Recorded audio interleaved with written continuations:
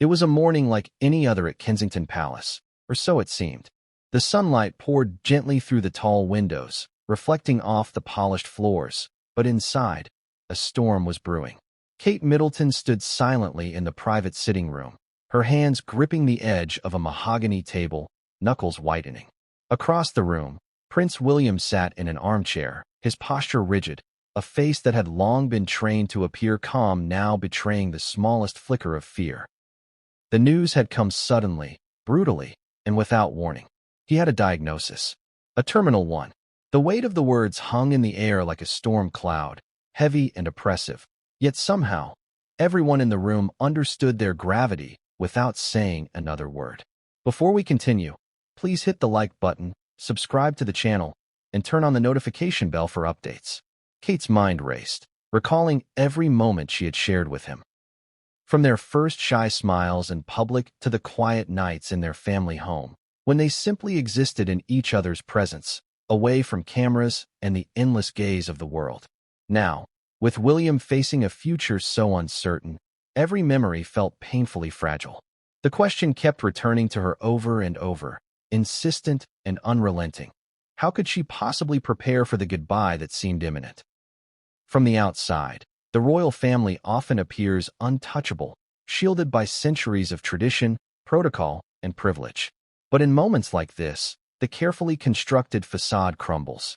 Kate knew that the palace, the advisors, the press, they all played roles in a rigid system that demanded appearances, poise, and restraint. Yet nothing in the monarchy could buffer the human heart from the raw truth of impending loss. How do you confront a reality so personal when the world is watching? How do you process grief privately, knowing every misstep could be photographed, scrutinized, and broadcast? These questions consumed Kate as she sat beside William, her mind alternating between panic and resolve. She had to stay composed, for him, for their children, and perhaps most of all, for herself, though the truth was that composure felt like a distant, unreachable ideal. William, for his part, had spent hours in quiet reflection, alone in the grand corridors of the palace, a place that had witnessed centuries of history and secrets. He thought about his parents, his brother, and the long line of responsibilities he carried, not just as a prince, but as a man, a husband, and a father. The diagnosis changed everything. The weight of mortality, which he had watched others confront from a distance, was now pressing in with a chilling intimacy. For someone accustomed to public scrutiny, private vulnerability was both terrifying and strangely liberating.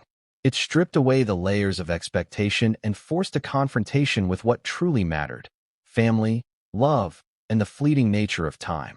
As Kate processed the news, she recalled their children, George, Charlotte, and Louis, blissfully unaware of the storm hovering over their lives. The thought was almost unbearable. How could she shield them from the inevitable? How could she maintain a semblance of normalcy in the home, a place that should have been safe from the intrusion of sorrow? Every plan she considered seemed insufficient, every solution fleeting. In that moment, the reality was stark and unrelenting. She had to prepare for a world without William, even as she clung desperately to the hope that perhaps, somehow, the outcome could be different. Outside, the palace grounds remained serene.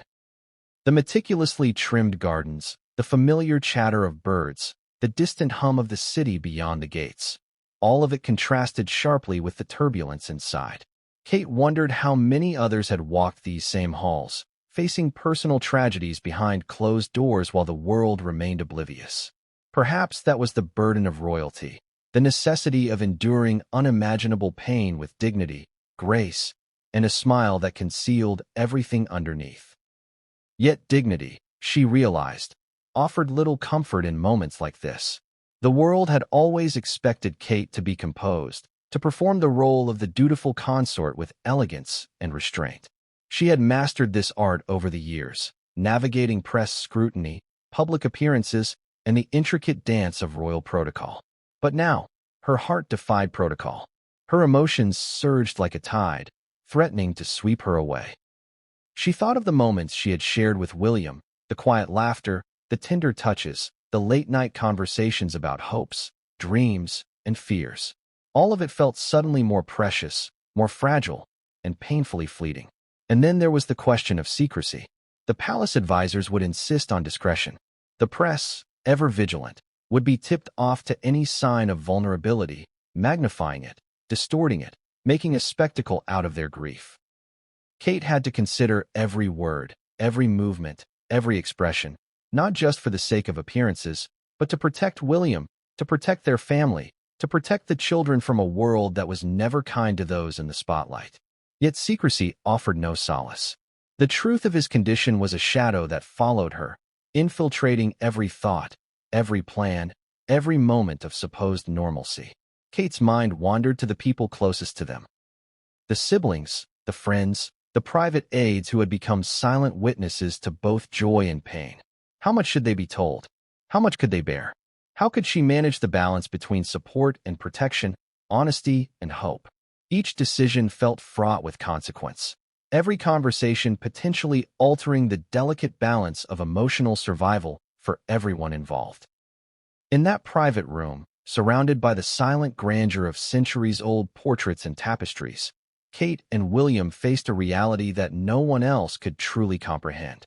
The diagnosis was not just a statement of medical fact. It was a fracture in time, a disruption of life's rhythm, an incalculable loss looming on the horizon. And yet, amidst the fear and uncertainty, there was an unspoken resolve. They would face this together, as they had faced so many challenges before. Love, after all, was not diminished by circumstance. It was often defined by how one endured the trials of life. But even as they held on to one another, the questions lingered, relentless and unforgiving. How much time remained? How would they tell their children? How would the world respond? And most pressing of all, how could Kate prepare to say goodbye to the man who had been her partner, her confidant, her anchor, while still maintaining the strength the family, the monarchy, and the public expected of her? She knew that what came next would demand every ounce of courage she possessed. Decisions had to be made, conversations had to be initiated, and plans had to be crafted, not for the public, not for tradition, but for the most intimate circle of love and life they had built together. Every heartbeat, every word, every fleeting moment carried weight beyond measure. The very essence of their lives had shifted, and the challenge was as immense as it was profoundly personal. Yet, in the midst of this storm, a glimmer of determination took root. Kate understood that despair, while natural, was not sufficient. There were choices to be made, strategies to employ, and actions to take. Actions that could alter the trajectory of their remaining time together, that could protect the family, and perhaps even provide a measure of solace in a situation otherwise defined by inevitability. And then, the moment arrived. A knock at the door signaled the beginning of the next chapter, a conversation that would set in motion events neither of them could anticipate. What unfolded next would test their strength, challenge their resilience, and ultimately reveal the depth of a love forged not in ease, but in the crucible of life's most harrowing trials. But what Kate did next would change everything, and no one saw it coming. It was a moment that shattered the quiet illusion of normalcy within the palace. How does one prepare for news that feels impossible to digest, even when the world has trained you to endure scrutiny, to wear composure like armor? The day William received the diagnosis was ordinary in appearance. Sunlight streaming across the manicured gardens, the faint hum of life in London beyond the gates. But inside, a storm was brewing. The message had come in a confidential briefing, delivered in hushed tones by the palace physician, someone William had trusted for years. Yet trust did little to soften the blow. The words echoed in his mind repeatedly. This condition is terminal. He had listened carefully, nodding as though he understood the technical explanation, but every syllable landed with crushing weight. The doctor had outlined probabilities, treatment options, and projected timelines, but none of it offered comfort. None of it altered the stark truth.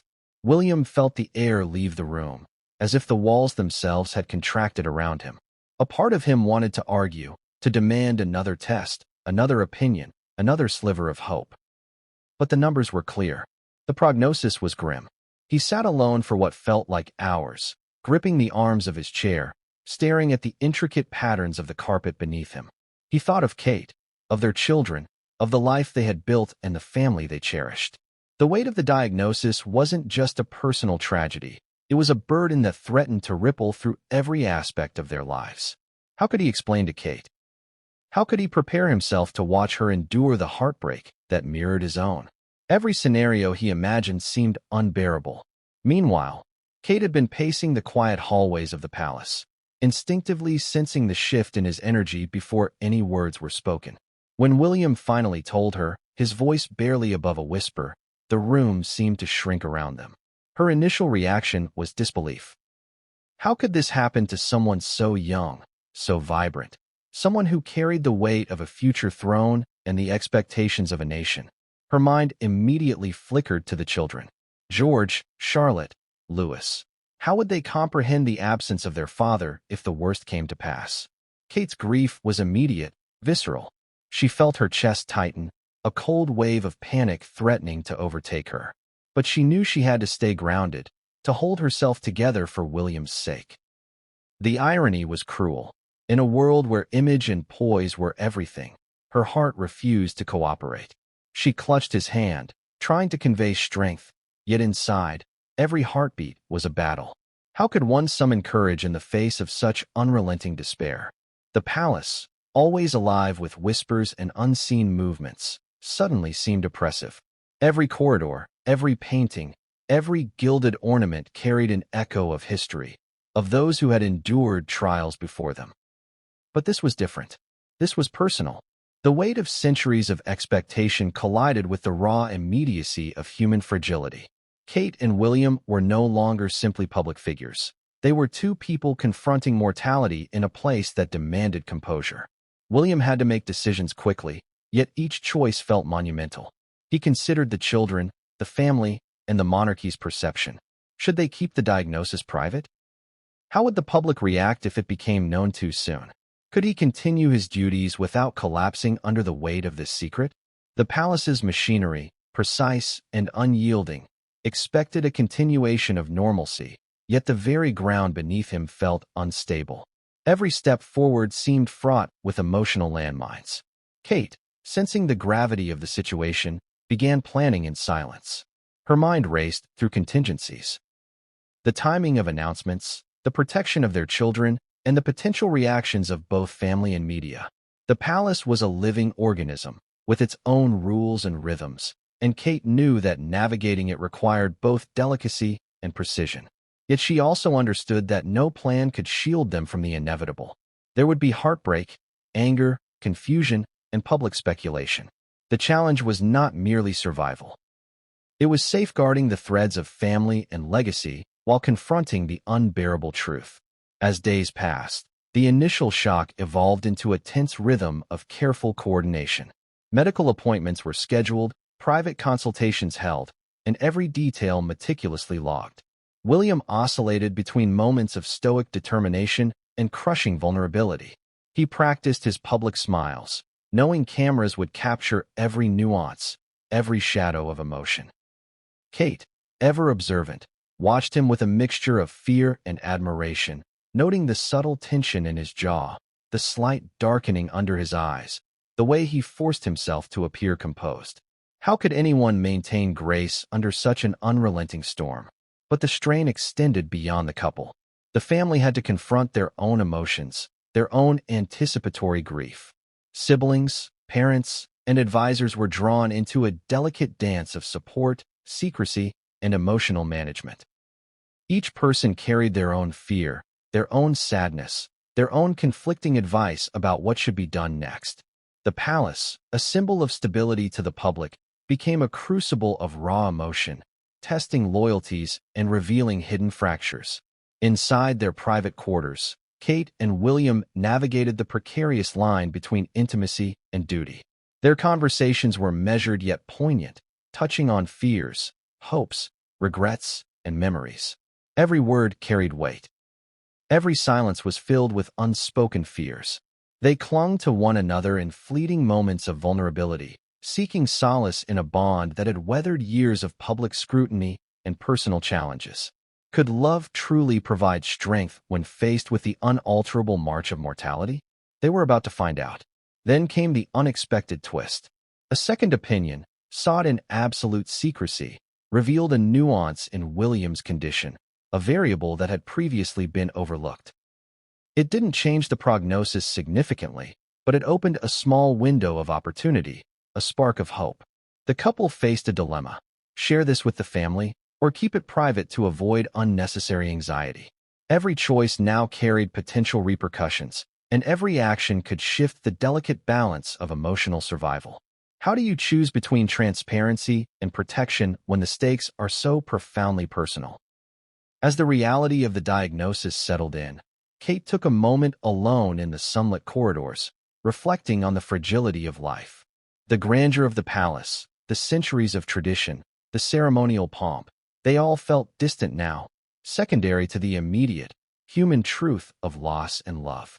She questioned everything: past decisions, unspoken words, moments she had taken for granted. Could she have done anything differently to change this outcome? Was there a way to prepare her children for the heartbreak ahead without stripping them of innocence? And as the night fell over the palace, casting long shadows across ornate furniture and family portraits, a sense of urgency gripped her. There were conversations to have, plans to make, and memories to cherish before the inevitability of the future could take hold.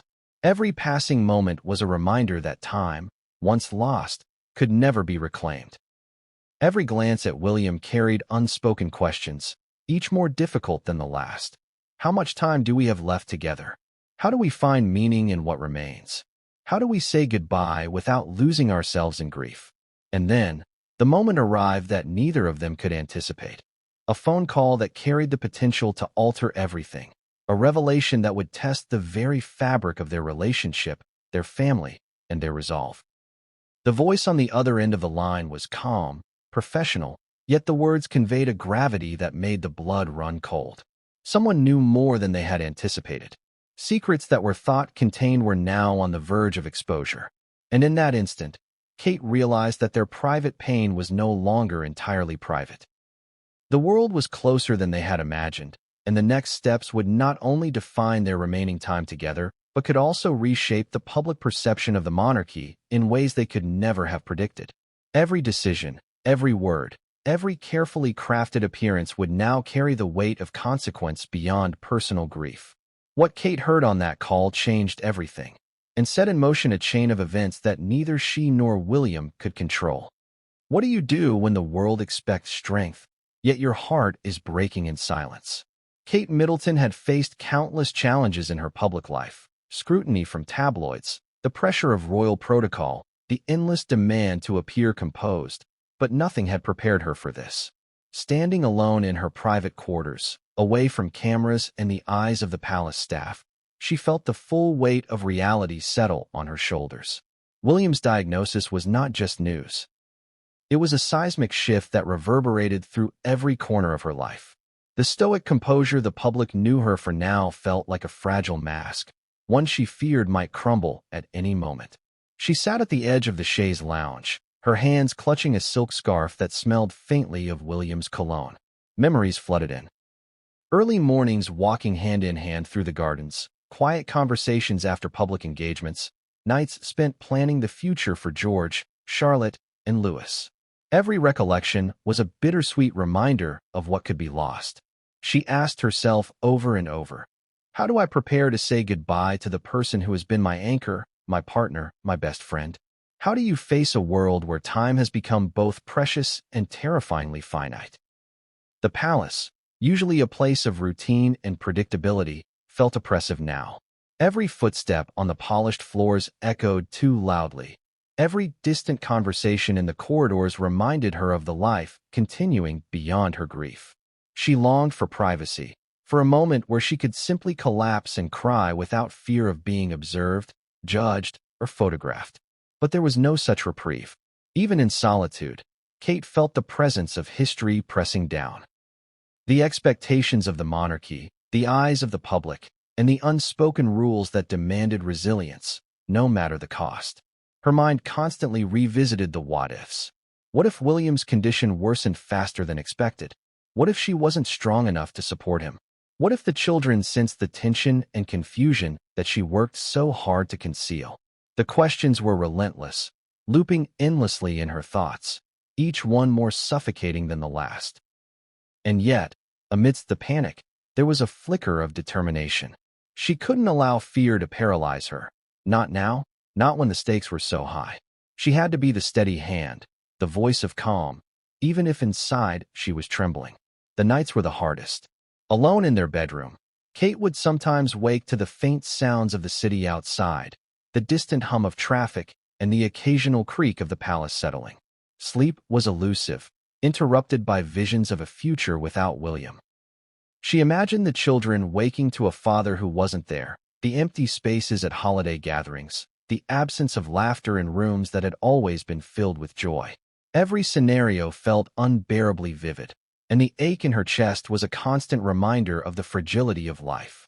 She began to write lists, practical steps to manage the coming weeks, contingency plans for the children, private conversations to have with family members. But even as she meticulously organized, her heart rebelled.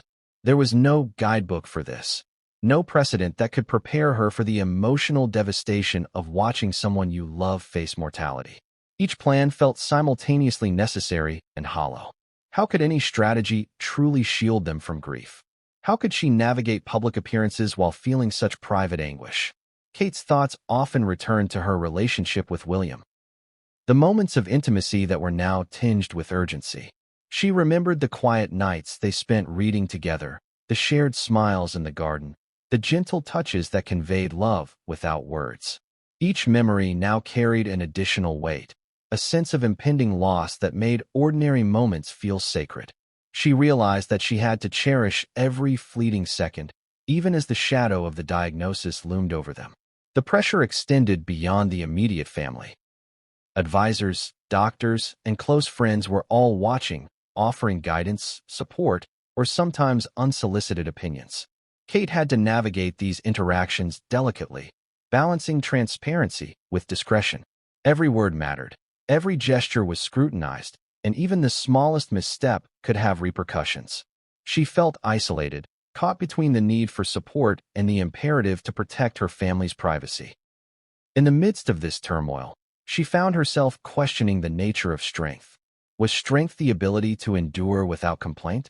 Or was it the courage to feel deeply, to acknowledge pain, and yet continue to act in the best interests of those you love?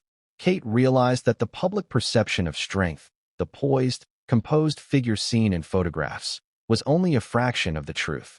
Real strength, she discovered, was messy, emotional, and profoundly human. Her private struggle was compounded by the constant awareness of public expectation. The media would not wait for her to process, to grieve, or to prepare. Headlines would speculate, rumors would circulate, and every expression captured in passing could be dissected and analyzed. Kate understood that the world expected a narrative of grace, control, and resilience, yet the reality she lived was far more complex. She was navigating sorrow, fear, and uncertainty while maintaining a public image that left no room for vulnerability. Amidst the emotional turbulence, Kate sought moments of grounding. Early morning walks through the gardens, silent meditation in the chapel, quiet conversations with trusted confidants. These became her lifelines. She clung to routine as a means of maintaining sanity, yet she also allowed herself moments of private reflection, moments where tears could flow freely, where fear could be acknowledged without judgment. These moments, though fleeting, were essential to her survival. The most challenging aspect, however, was the uncertainty. Time had always been a background rhythm, predictable and steady, but now it had become an adversary. Each day carried potential changes, each hour could bring new developments, and the future felt both immediate and unknowable. Kate wrestled with the tension between preparing for the inevitable and hoping for the improbable, between planning for loss and seeking moments of joy. And yet, amidst the fear and the grief, there was resilience. Kate found strength in her love for William, in the laughter of their children, in the quiet support of close family and friends. She discovered that even in the face of profound sorrow, it was possible to act with intention, to make decisions that honored both the present and the future, to maintain dignity while embracing vulnerability. She learned that courage was not the absence of fear, but the ability to move forward despite it. Then came the unexpected. A confidential message arrived, carried discreetly by a trusted aide. The contents were brief but chilling. A new development in William's condition that had not been previously disclosed.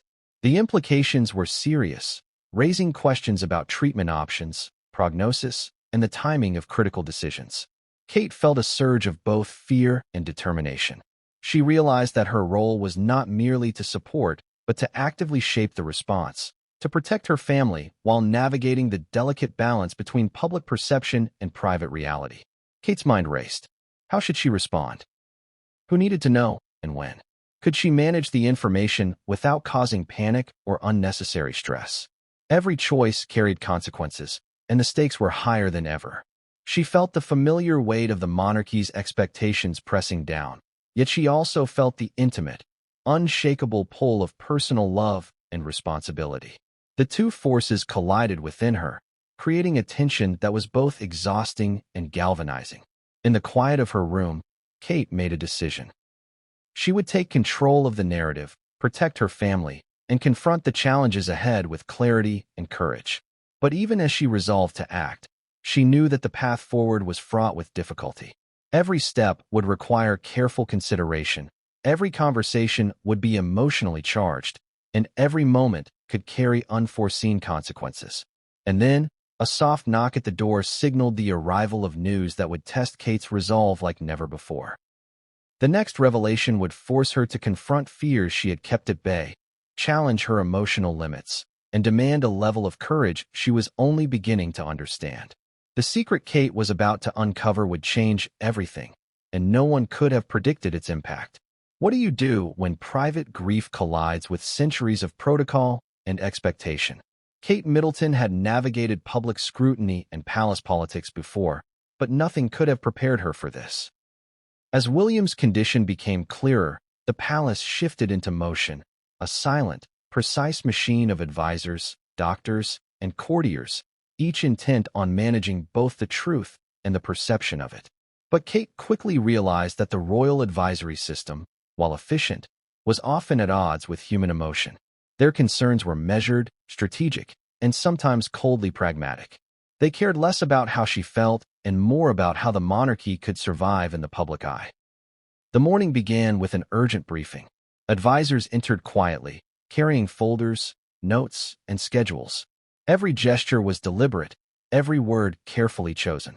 One could almost feel the invisible weight of centuries of tradition pressing down on the room. "Your Royal Highness, we must consider the public narrative carefully," one senior advisor said, voice clipped, eyes scanning for reactions. "The timeline of disclosure is critical, and every appearance must be meticulously planned." Kate felt a flicker of frustration. Her instinct was raw, emotional, protective. She wanted to speak freely about her fears, about the impossibility of maintaining composure while her husband faced the unthinkable. But the advisors viewed emotion as a variable to be managed, a potential liability. Their focus was control, order, and the reputation of the crown. She understood this, but understanding did not make it any easier to accept. The meeting moved into strategy. The first topic was immediate public appearances. The advisors outlined events where William's health could be visible, suggesting modifications to schedules and public engagements to minimize any signs of weakness. "We need to maintain continuity," one advisor explained. "Any hint of vulnerability could fuel speculation, undermine confidence, and invite unnecessary media attention." Kate listened, nodding politely, but her heart sank. Continuity? Confidence? What about compassion? What about love?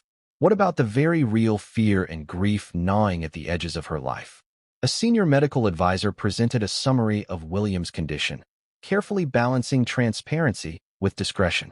The prognosis was serious, indeed, grim, but the advisors emphasized framing it as manageable for the time being to avoid public panic. Kate felt a surge of conflict. She wanted to honor the truth of what they were facing, to acknowledge the gravity of the situation. Yet here, the palace's machinery demanded restraint, control, and a carefully curated narrative. Could she reconcile these two worlds, the raw, private reality and the polished, public performance expected of her? The conversation shifted to family communications. Who should be informed, and when? Kate raised questions about her children, worried that the advisor's focus on public perception overlooked the emotional needs of George, Charlotte, and Louis. The room grew tense. "We must protect them from undue worry," one voice said, almost dismissively. "Exposure must be managed carefully. Children must remain shielded from the gravity of the situation." Kate's instinct told her that shielding alone was not enough. The children would sense the tension. They would absorb the fear, even without words. How could she prepare for this delicate balance without faltering? Behind closed doors, whispers of strategy and loyalty circulated among the aides. Some were sympathetic, offering quiet support. Others were calculating, weighing the impact of every decision on their own positions within the palace. Kate felt herself navigating a minefield of intentions, some well-meaning, some self-serving. It was a stark reminder that, in the royal world, trust was never absolute. Allies could be loyal one day and pragmatic the next. She had to choose carefully whom to confide in, whose advice to follow, and whose counsel might carry hidden agendas. During a brief respite, Kate retreated to a private hallway, away from the formalities of the meeting room. She tried to center herself, taking deep, deliberate breaths, but the tension lingered. Every door seemed to carry the weight of expectation. Every polished surface reflected her anxiety. The palace, a symbol of permanence and stability to the public, now felt like a labyrinth of pressures, obligations, and unseen eyes. She wondered how many others had walked these halls, grappling with heartbreak and silence, forced to balance private grief against public duty. The advisors proposed a carefully staged approach to managing William's appearances over the coming weeks. Public outings would be minimized, official engagements reallocated, and ceremonial duties carefully choreographed. Every detail was considered: lighting, angles, walking pace, and even the strategic positioning of staff and aides. Kate listened, absorbing the plans, but the meticulousness felt almost surreal. Was this what life had become? A series of orchestrated moments, designed to preserve image over truth? She longed for spontaneity, for genuine expression, for moments unshackled by expectation. But the palace's machinery was relentless. Every advisor had their role, every contingency mapped, every potential outcome predicted. Kate realized that navigating this system required not only emotional fortitude, but also strategic acumen. She began to formulate her own plan, one that balanced the needs of the family, the children, and the monarchy while honoring the emotional truth of William's diagnosis. She would need to act decisively, to assert her voice, and to protect the family from both public intrusion and internal politics. The conversation inevitably turned to communication with extended family. Charles and other senior royals were briefed on the condition, their reactions carefully noted. Kate observed the subtle shifts in their demeanor, the slight tightening of the jaw, the measured tone, the carefully controlled expressions. She understood that each reaction carried both personal and political weight. In the royal world, emotional response was never just personal. It was symbolic, interpreted by the public, advisors, and the press alike. As the day wore on, Kate felt the cumulative weight of responsibility pressing down. She had to balance empathy with strategy, emotion with calculation, private grief with public composure. Each decision carried implications not only for her own family, but for the perception of the monarchy at large. It was a delicate dance, one where a misstep could reverberate far beyond the palace walls. That evening, as she returned to William's side, Kate reflected on the paradox of her situation. She was expected to provide unwavering support, yet also navigate an intricate web of public perception and palace politics. She was expected to maintain composure, yet also honor the depth of her private fear and sorrow. It was a tension unlike any she had faced before, a test not of stamina or endurance, but of heart, judgment, and resilience. And then came the subtle, almost imperceptible shift. A quiet comment from an aide hinted that someone outside the palace had become aware of William's condition. A leak, a whisper, a signal that the carefully maintained secrecy might be unraveling. Kate felt a chill run down her spine. In a world where perception was power and rumor could become reality, this was a dangerous turn. Every step they took now had consequences far beyond the immediate family. Kate understood, in that instant, that the battle was no longer solely about William's health or their private grief. It was about control, narrative, and the preservation of the family's dignity amidst a world that thrived on speculation. And yet, even as the palace's advisors pressed forward with their meticulous plans, she resolved to assert her voice, to protect her family, and to navigate the treacherous terrain with a combination of love, courage, and strategic clarity. But as the evening shadows lengthened and the palace grew quiet, a new complication emerged, one that threatened to upend even the most carefully laid plans, challenging Kate in ways she had never imagined. The advisors, the public, even her own instincts could not prepare her for what was about to come. Someone within the palace walls had secrets, and those secrets were on the verge of exposure. Secrets that could change everything for Kate, William, and the children. Have you ever wondered what it feels like to carry a secret that could unravel everything you love? For Prince William, that secret was his own mortality. The diagnosis had settled into his mind with a weight that refused to lift, an unyielding presence that colored every thought, every breath, every moment of quiet reflection. To the public, he remained the composed, dutiful prince, calm, confident, and in control. But beneath the carefully maintained exterior, William was grappling with a reality that threatened to undo him entirely. The morning began as it often did, with the soft light of dawn filtering through the palace windows. William sat at the breakfast table, a cup of tea untouched in front of him, watching as the world continued its predictable rhythm beyond the walls. The guards marched, the staff moved with quiet precision, and the city beyond the gates hummed with life. And yet, none of it reached him. His mind was consumed by the diagnosis, by the relentless ticking of time, and by the impossible task of reconciling the man he was with the future he might never have.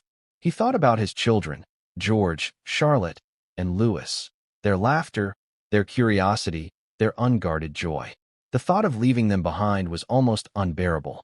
He pictured George's mischievous grin, Charlotte's quick wit, Louis's boundless energy, and felt an ache deep in his chest. How could he ensure they would remember him? How could he impart wisdom, love, and guidance in the fleeting moments he had left? Every potential memory became precious. Every interaction waited with unspoken urgency. William had always been trained to endure, to present strength even in the face of adversity. From his early days at school to the pressures of royal life, he had learned to mask vulnerability, to navigate scrutiny, and to uphold duty above all else. But this was different. No training, no experience, no protocol could prepare him for the intimate confrontation with mortality, the stark truth that he could not outrun. The very ground beneath him seemed to shift with each thought, unstable and uncertain. As he moved through his morning routine, the palace corridors felt simultaneously familiar and alien. Every portrait, every tapestry, every gilded fixture was a reminder of centuries of tradition and expectation, yet none of it could offer comfort or guidance. In solitude, he allowed himself to confront the fear that had been lurking in the background, the fear of leaving Kate alone, the fear of missing milestones in his children's lives, the fear of facing the inevitable without regret or unfinished business. William's mind often returned to conversations with his parents, particularly the memory of his mother, Princess Diana. He recalled her candidness, her courage in confronting the intense pressures of royal life, and the way she balanced personal vulnerability with public duty. He wondered how she might have handled this, how she might have navigated the collision of private pain and public expectation. The comparison was both a comfort and a torment. Comfort in knowing that resilience ran in his lineage, torment in realizing the profound loneliness of such a burden. The diagnosis had also introduced a new layer of complexity in his interactions with family and advisors. He understood that every word, every gesture, could be interpreted, scrutinized, and potentially exploited.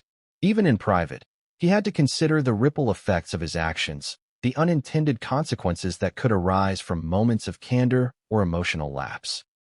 The palace was a stage where every actor had a role, and William now had to perform a role that demanded authenticity while simultaneously concealing the depth of his fear and uncertainty. He recalled a conversation with one of his closest confidants, a private aide who had become a silent witness to both triumphs and trials. "You don't have to be unbreakable," the aide had said gently. "You only need to be present, to be honest with yourself, and to love those who depend on you." The words resonated deeply, offering a glimmer of solace, yet they also highlighted the paradox of his situation. To love fully meant to confront the possibility of leaving, to prepare for absence without succumbing to despair. As the day progressed, William engaged in carefully orchestrated duties, meetings, briefings, and public appearances, all while his mind remained partially elsewhere. Each handshake, each smile, each measured expression was a performance layered atop a profound internal struggle. He wondered how long he could sustain this duality, balancing the expectations of monarchy with the intimate urgency of personal mortality. How could he honor both realms without betraying either? The evenings were the hardest. Alone in the study, William allowed himself moments of reflection, grappling with questions he could not voice aloud. How much time remained? How should he prepare Kate and the children for the realities ahead? What legacy could he impart, and what memories must he cherish before they were gone? Each thought carried a weight that was both crushing and clarifying, stripping away trivialities and revealing the essence of what truly mattered: family, love, and connection. Medical appointments became a source of both hope and dread. Each consultation introduced new variables, new probabilities, and new scenarios. The uncertainty was a constant companion, as unpredictable as it was unavoidable. Yet amidst this turbulence, William found moments of clarity, glimpses of resolve that reminded him of the strength he had cultivated over a lifetime of challenges. He realized that courage was not the absence of fear, but the determination to act despite it, to make decisions with love as the guiding principle even when outcomes were uncertain. He reflected on his relationship with Kate, the foundation of his emotional resilience. She had been unwavering, composed yet compassionate, a pillar of support even as she wrestled with her own grief. Their partnership had always been defined by mutual respect, shared responsibility, and deep emotional connection. Now, these qualities were tested as never before. Every conversation, every shared glance, every silent moment carried the weight of unspoken understanding. How do you communicate the depth of fear, love, and anticipation without breaking the delicate equilibrium of hope?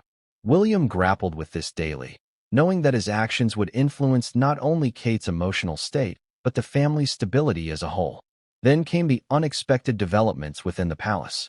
Rumors of potential leaks, subtle hints of external awareness, and the growing pressure of public perception began to infiltrate their carefully maintained private world. William realized that the battle was no longer confined to health alone. It extended into the realms of secrecy, control, and narrative. Every decision, every public appearance, every strategic pause had ramifications beyond the immediate family. How could he navigate this labyrinth without compromising either his dignity or the family's well-being?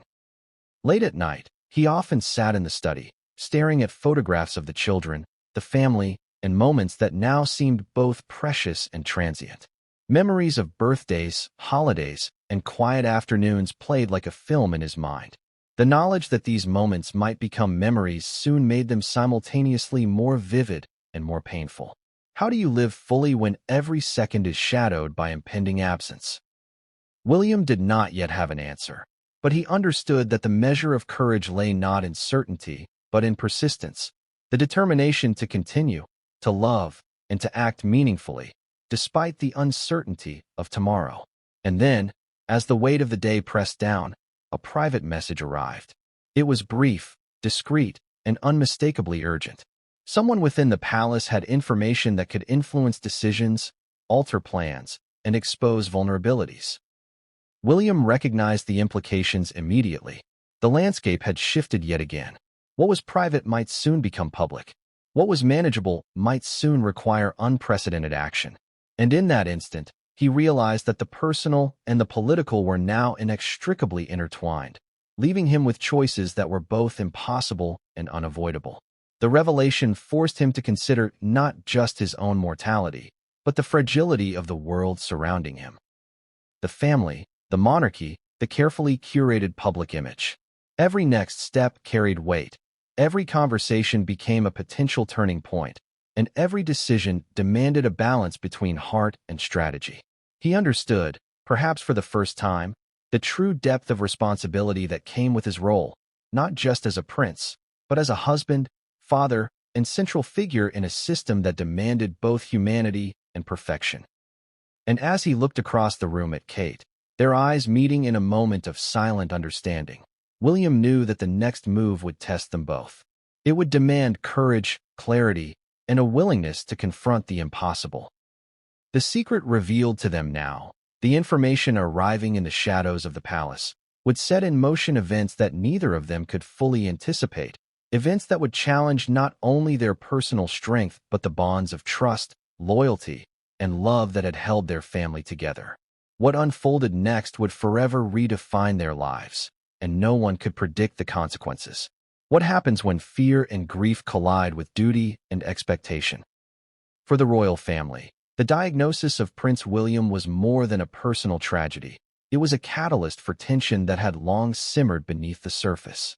Secrets, rivalries, loyalties, and resentments all began to bubble to the forefront as the family confronted the reality of mortality in a house built on tradition, appearances, and the careful balance of power. Kate could feel the shift immediately. Conversations that had once been routine now carried weight, every word measured, every glance loaded with unspoken meaning. The siblings, Harry, Charles, and Anne, were all affected, each processing the news in their own way, yet each also aware that their reactions had implications beyond personal emotion. For some, it was fear. For others, a mix of guilt, regret, or the instinct to protect themselves and the family reputation. The palace, usually a place of controlled interaction, became a pressure cooker of private pain and unspoken agendas. Harry's reaction was complex. He arrived quietly, trying to mask his concern with humor and light conversation, yet the tension in his jaw betrayed him. Kate watched closely as he interacted with William, noting the fleeting moments of raw vulnerability that surfaced behind the rehearsed smiles. "We'll get through this, brother," he said, the words casual but layered with unspoken anxiety. He wanted to reassure, but the truth of their shared history and recent estrangements made every word heavier than intended. The past weighed on every present moment. How much could forgiveness, loyalty, and love overcome years of distance and unspoken tension? Charles, ever the figure of authority and expectation, approached the situation with a different kind of intensity. His concern for his son was genuine, but it was filtered through decades of experience, public scrutiny, and the burdens of legacy. He provided guidance, advice, and sometimes commands, each layered with the unspoken pressure of expectation. Kate noticed the subtle conflicts in his approach, moments of tenderness shadowed by strategic calculation, genuine concern interwoven with the weight of monarchy. How does one balance love and duty when the stakes are both intensely personal and historically significant? Even among cousins and extended family, tensions flared. Alliances that had once seemed secure were now tested by fear and uncertainty. Some family members stepped forward with offers of support, while others remained cautious, calculating the implications of involvement. Kate observed these interactions with keen awareness, knowing that family dynamics could shift in an instant and that loyalties were often conditional.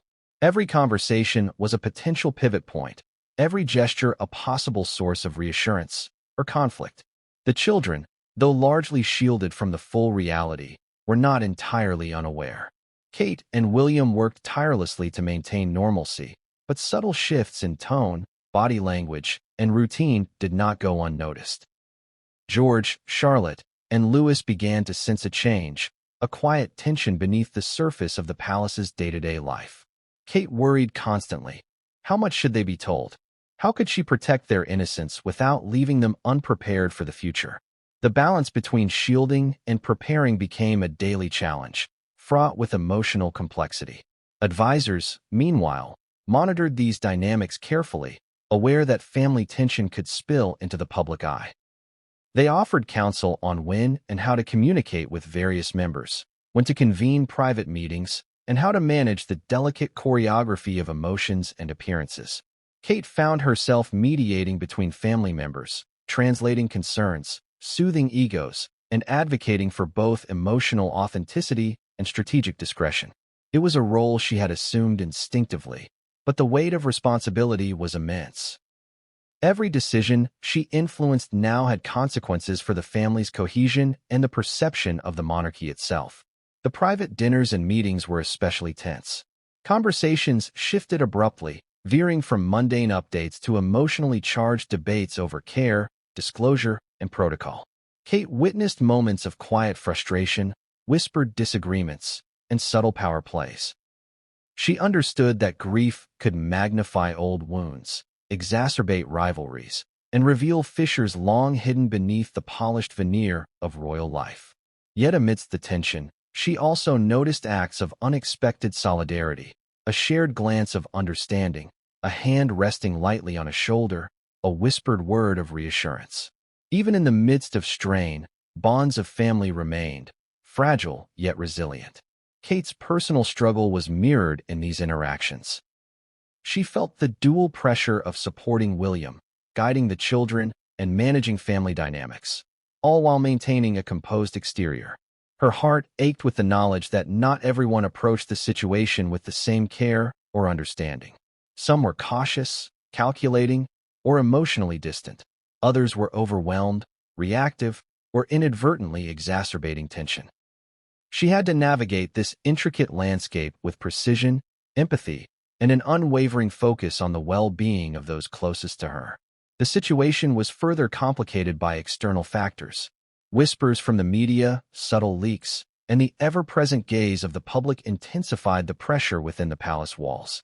Each family member's reaction could be misinterpreted, analyzed, and broadcast, amplifying tension and anxiety.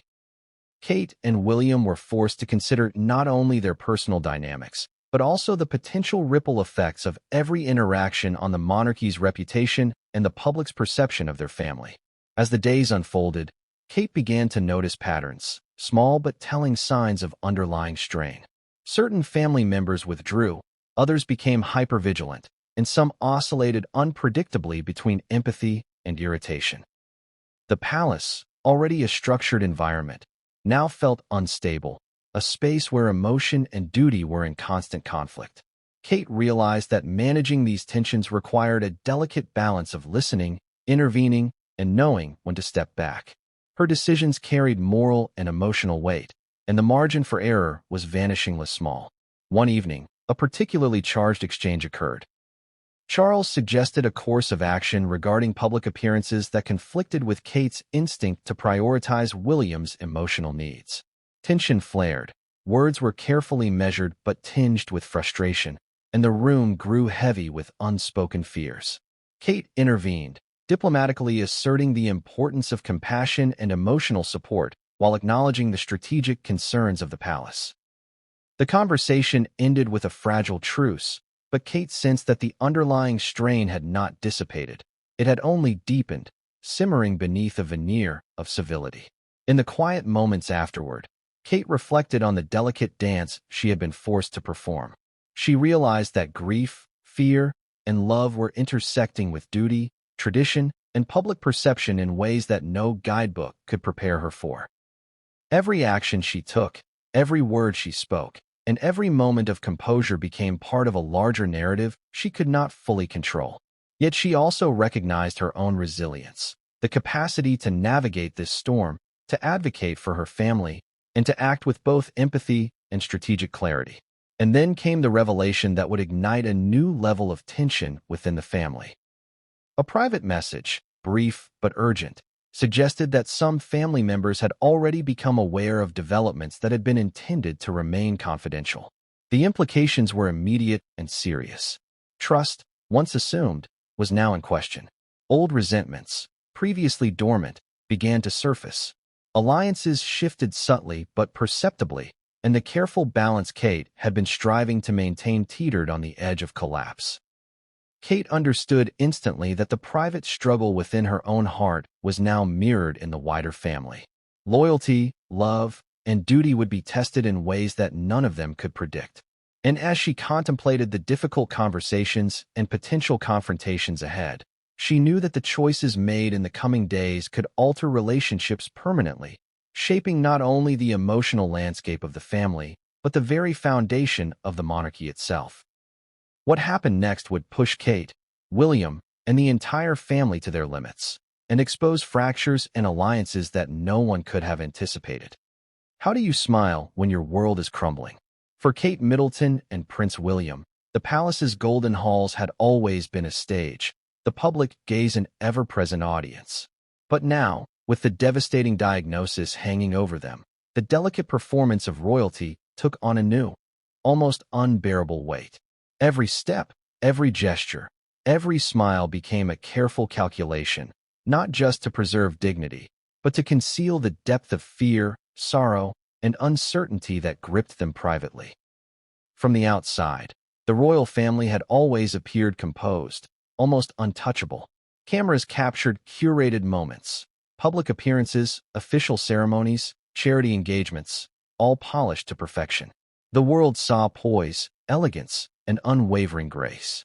What they didn't see were the private struggles behind those smiles, the quiet moments of despair, the whispered conversations in dimly lit corridors, the silent tears that punctuated the nights. The contrast between appearance and reality had never been starker. Kate understood the stakes. The public's perception was not just a reflection of her family's image. It influenced the monarchy's legitimacy, the narratives surrounding their legacy, and the expectations of generations who watched with scrutiny. One misstep, one moment of vulnerability exposed too early, could trigger speculation, sensational headlines, and intrusive rumors. Every photograph could be dissected, every expression interpreted, every gesture analyzed. The palace demanded composure, and Kate had to deliver it, even as her heart ached. The children added another layer of complexity. George, Charlotte, and Louis were naturally curious, perceptive in ways adults sometimes underestimated. They noticed tension, subtle changes in tone, and the unspoken weight carried in a parent's eyes. Kate and William worked tirelessly to preserve a sense of normalcy, yet the truth of their circumstances always threatened to seep through. How could they maintain joy and innocence for the children while confronting the stark reality of William's condition? It was a delicate dance, one that demanded constant vigilance, intuition, and emotional resilience. Public engagements became exercises in meticulous control. Every greeting, every handshake, every wave to the crowds was choreographed to project calm and stability. Advisors monitored body language, lighting, angles, and proximity to aides, ensuring that William and Kate appeared composed, even when they were emotionally fractured inside. The pressure was suffocating. What seemed simple, attending a charity gala, opening a hospital wing, or greeting constituents, was now fraught with invisible landmines. A slight misstep, a faltering smile, or a pause too long could spark media frenzy and speculation. Kate often reflected on the irony of it all. Here she was, navigating the most personal crisis of her life, yet forced to perform a public role with flawless grace. Her love, fear, and anguish had to remain concealed beneath a polished veneer, a performance of composure that belied the storm within. The duality was exhausting, both mentally and emotionally, and yet it was essential. In a world where image was reality, the stakes of public perception were as critical as the health of William himself. The media played a relentless role in shaping the narrative. Reporters, photographers, and commentators speculated endlessly, seeking signs of weakness or change. Every public appearance was scrutinized for clues. The way William's hand rested on Kate's, the expression in her eyes, the posture she assumed when walking alongside him. Kate was acutely aware that private grief could become public fodder. Even the smallest imperfection could be magnified, misinterpreted, and sensationalized. She had to master the art of concealment while remaining emotionally present for her family, a task that required immense discipline and courage. Contradictions arose constantly. Kate had to appear strong yet empathetic, composed yet approachable, cheerful yet measured. The tension between these roles was exhausting, and every day brought new challenges. During a charity event, she smiled at dignitaries while her thoughts raced with concern for William's latest medical update. During a family photo shoot, she maintained poise while silently planning how to shield the children from the heavy truths she could no longer delay. Every moment was a balancing act, each requiring both strategy and emotional control. At times, humor became her refuge. Private jokes with William, playful exchanges with the children, or subtle witticisms shared with trusted aides provided brief relief from the relentless pressure. Laughter, even fleeting, offered a glimpse of normalcy and connection, a reminder that life was not entirely consumed by fear and obligation. Yet these moments were fragile, easily interrupted by the intrusion of reality, and Kate treasured them all the more for their fleeting nature. Kate also grappled with the inherent tension between truth and perception. She wanted to honor the reality of William's condition, to acknowledge their private struggle, yet she had to navigate a world where disclosure could carry unintended consequences. Advisors warned against revealing too much, citing the potential for public panic, media distortion, and political ramifications. Kate weighed these concerns carefully, recognizing that discretion was sometimes necessary, but authenticity was equally vital. How could she preserve integrity while managing appearances? Family support remained crucial, yet it too was complicated by the demands of public image. Interactions with Charles, Harry, and other senior royals required constant awareness. Even moments of tenderness or vulnerability had to be framed in a way that would not be misinterpreted by the press or the public. Kate learned to read subtle cues, to anticipate reactions, and to calibrate her behavior accordingly. Every gesture, word, and glance carried significance beyond immediate understanding, adding layers of complexity to already intense emotional challenges. And then, an unexpected event tested Kate's mastery of public versus private equilibrium. During a carefully scheduled public engagement, an unanticipated question from a journalist caught her off guard. A probing inquiry that touched on William's health in a way that was not yet meant for disclosure. Her immediate instinct was to protect him, to deflect, to shield their private reality. Yet the eyes of the world were fixed upon her, waiting for a reaction, reading every micro-expression. She had seconds to respond, to maintain composure, and to preserve the narrative they had carefully cultivated. The tension was palpable.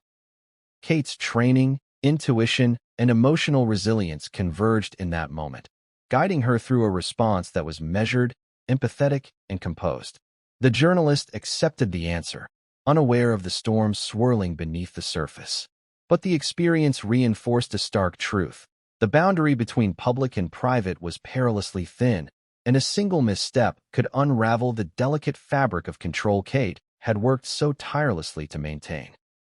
That evening, as Kate and William returned to their private quarters, the weight of